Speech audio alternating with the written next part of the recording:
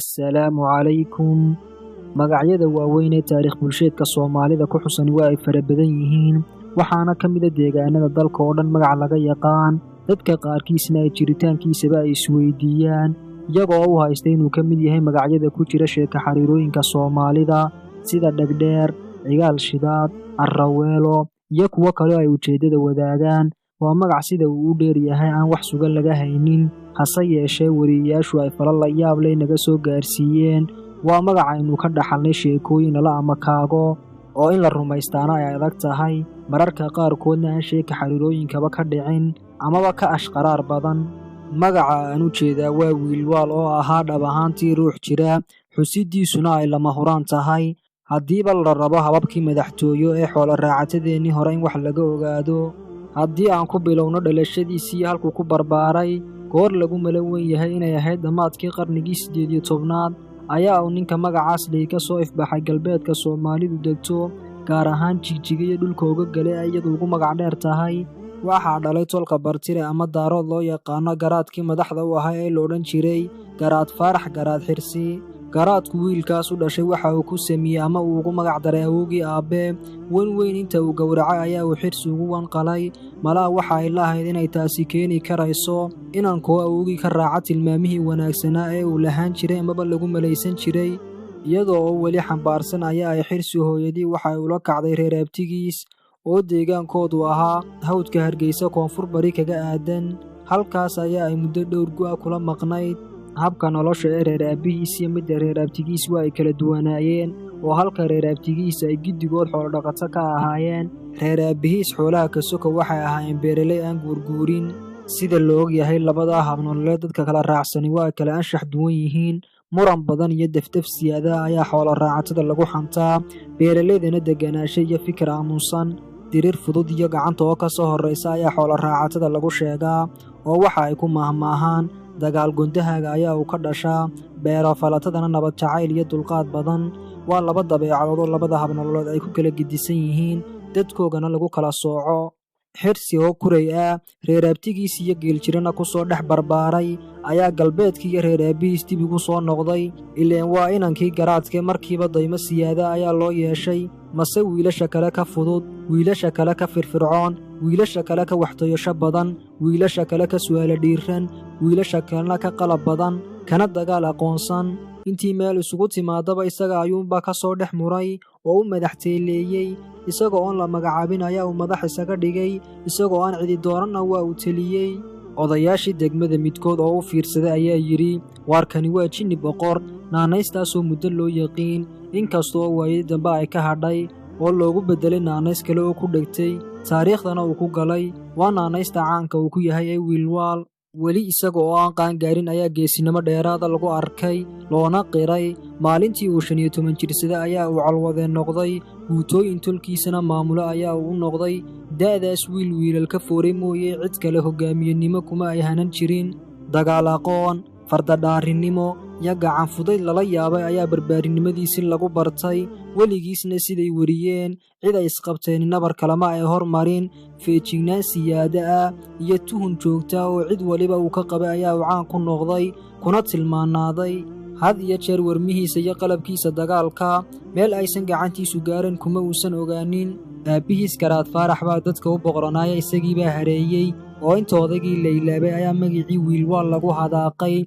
Nin walibana waa uu ka baqay, nin walibana Ilaahay uu gacantiisa iga badbaaday ayaa uu ku ducaystay. Duqii dhale oo ifka saaran ayaa uu teliyey, waxna dilay, waxna darajeeyey. Hadal uu yidhina cidima diidi karin, nin malagiis kale mooyaane, nin maya kula dhici karayana lama sheegin.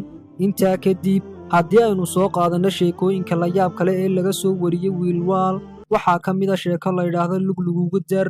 Geyigu waa geyi colaadeed, dhaca xoolaha iyo dilkuna waa joogto. Ninkii caanawaa iyo caynimo ka baqay waxa uu tafaxaytay geeluu xoog ku soo taabto ama uu ku soo dhaco.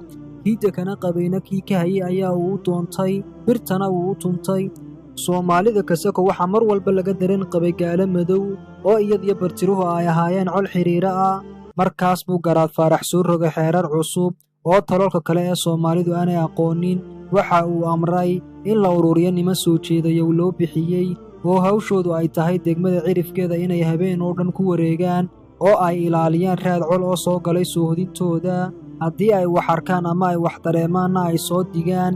waa waardiye ama waa gaadh sida aynu hadda u naqaan.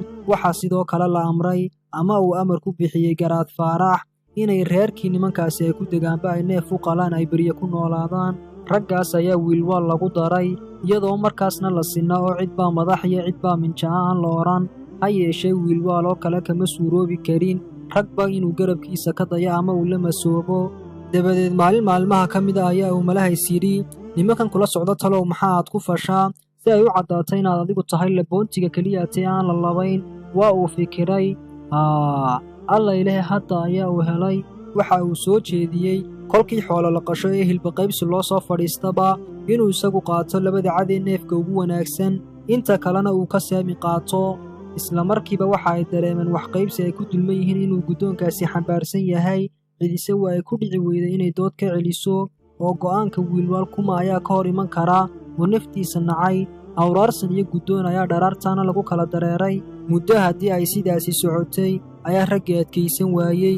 markaasba inta ay shireen waxa ay talo ku goosteen, waar wiilwaal labadan cad ee neef kasta u wanaagsan ma wada heli karo, dhaxalna umuu helin aynu mid ka reebno. taladaas ayaa lagu heshiiyey. ha yeeshee waxaa la ysku afgaran waayey oo cid dhabarka u ridata la waayey ninkii isaga u sheegi lahaa in labadii cad mid laga reebay.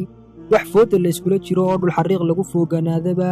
ugu dambayntii waxa ay go'aansadeen inay iska soo dhex saaraan 3 nin oo go'aankooda wiilwaal si wada jira u maqashiiya. ballan waxaa laga dhigtay in lagu yidhaahdo, wiilwaaloo labada cad iskuma heshid. ha yeeshee aan nin keliyaati wada odhane weedha dhihiddeeda in la qaybsado. waxa lagu heshiiyey ninka koowaad inuu yidhaahdo wiilwaal, ka labaadna uu yidhaahdo labada cad, ka saddexaadna uu yidhaahdo iskuma heshid. fiidkii kolkii galihii ay ku soo dhammaadeen ayaa kii u horreeyey waxa uu yidhi wiilwaal oo degdeg u fadhiistay. markaas buu kii labaadna halhaleel u yidhi labada cad oo isna iska aamusay. kii saddexaad kolkii uu u diyaargaroobay weedhii laysku ogaa inta ka dhiman inuu ku daro ayaa waxa daymo kolol ku eegay wiilwaal oo markaa warankiisii gacanta si wacan ugu qabsaday. daymadii qallafsaneed iyo umalkii foolkiisa ka muuqday ayaa ninkii cabsi ba'an u horseetay. labada boodiye ayaa gariiray. garaacii wadnihiisa ayaa waxa maqlay kuwii garabkiisa fadhiyey.